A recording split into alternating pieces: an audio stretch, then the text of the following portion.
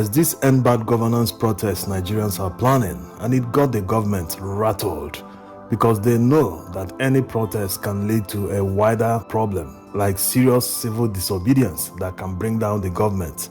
That's why they've deployed a counter-protest. A group of people came out a few days after this project was launched and declared that they will be staging a counter-protest to counter the end bad governance protest. Why the government is rattled is because of how fast this protest has spread in the north.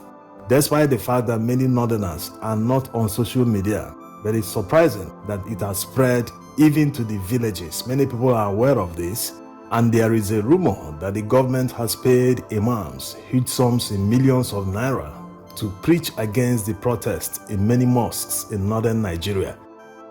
They are all rumors, by the way, but remember that after the presidential election of last year, this cleric from Kaduna revealed that 10 million naira was given to all mosques in Kaduna State during the presidential election campaigns.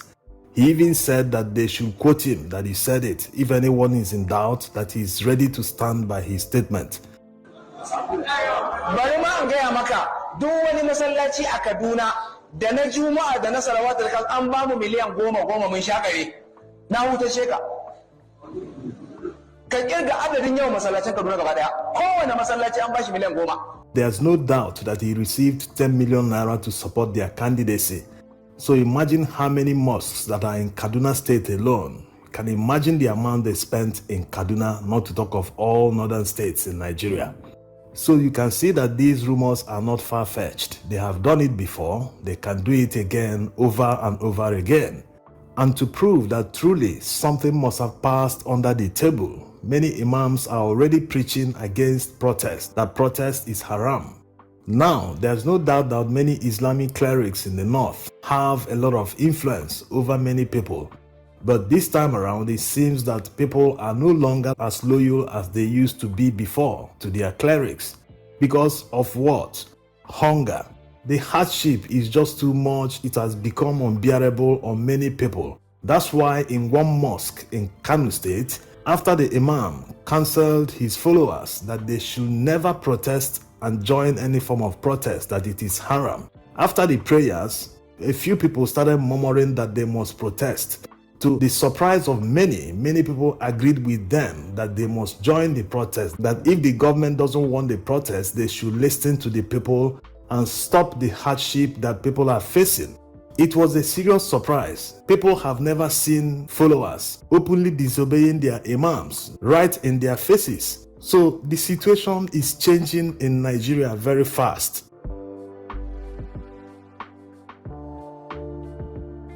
It wasn't up to a year ago, many were saying that they will teach some people lessons. Imagine saying you will teach a billionaire or a dollar millionaire a lesson. What lesson are you going to teach the person?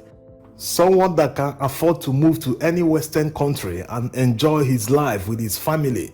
Someone that is already made. What lesson are you going to teach the person?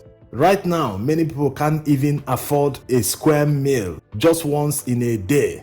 That's why some people fainted in mosques while praying. Yes, they confess that they haven't eaten the past 2 days, that all the money they earned after hustling around, that they spent it feeding their children, spent it on the family, that it wasn't enough for them to eat. They had to resort to drinking only water. So it is that bad in Nigeria today, and it's a pity that many clerics who took money or tried to influence their followers to vote for a particular candidate the last time are still the ones trying to convince them not to protest against bad governance. It seems that they have joined politicians. They do not care about the people.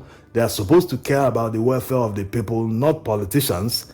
If truly the government cares about the protest, why not use that money they are spending bribing people? If they gave the money to them, why not spend that money and improve the lives of the people? Yes, it will stop the protest. The reason why people want to protest is because they've been complaining all along that government should reduce the suffering. You can't just remove petrol subsidy and devalue naira and expect things to work out. The worst part is that they are telling Nigerian people to sacrifice, while politicians are not sacrificing anything. Yes, they live large, spend the money the way they want, ride on motorcades, splurge on massive budgets, whatever they want, they get it. But they turn around and tell Nigerian masses that are suffering to continue to sacrifice. Sacrifice till when? Anyway, out of many Islamic clerics in the north, there are still some that are willing to talk truth to power. They are saying it as it is, that protest is not haram, that Nigeria is a democratic country, and in a democracy, protests are not forbidden. That if they are talking about an Islamic state, then protests are forbidden. So living in a secular country called Nigeria, all citizens of Nigeria, no matter their religion, have the right to protest against the government, to pass a message to the government that, hey, we are suffering. Try your best to reduce the suffering of the people. Kuma shari'a ta yadda da haka. To na yadda in ba da rayuwa ta dan Najeriya da al'umman Najeriya su sami rayuwa mai kyau. Wallahi. Amma na kasa gane yanda zan ga cewan zanga-zanga maslaha ce ga al'umman Najeriya a rayuwar da muke ciki irin rayuwa ta yau. Since after the electoral heist that happened last year, many have always predicted that the massive protests that would sweep Nigeria to correct things, to put politicians on their toes, that it will start from northern Nigeria. Their prediction was based on the fact that there are more poor people in northern Nigeria. A poor man is an angry man. As such, they are more likely to protest before people that are not poor. So it is happening before our very eyes. And some of the voices in the north that are rallying people to make sure that they sack politicians, not even waiting till 2027, that they have to force them with a protest to do the right thing. How can you be saying you want to do something for people and the people you are doing it for are telling you, no, we don't want this. Do it this way for us. After all, someone was there, he didn't go this route. He knew the resultant effects. He knew the consequences of devaluation and removal of petrol subsidy. But here we are. The two policies have been imposed on Nigerians and it has brought serious hardship on them. Let's listen to Malam Jabi. They should change, and we don't even want them to change. We are chasing them out by all means. Nigeria belongs to us, we the young people, and we must do all it takes to rescue this country because we have no other place like Nigeria. Nigeria is the only country we have. We are not expecting somewhere else from somewhere to come and rescue this country. So it is our responsibility to join our hands together, irrespective of wherever we come from, irrespective of religion, political party, ethnicity, or whatsoever, to come together and rescue this country so that every citizen will be proud of being a Nigerian. So Nigerians must choose their fight very wisely.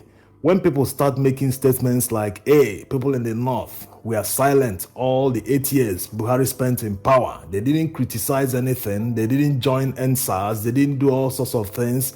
Why are they suddenly awake today? Talking everywhere, threatening the government of Tinubu and all that they say.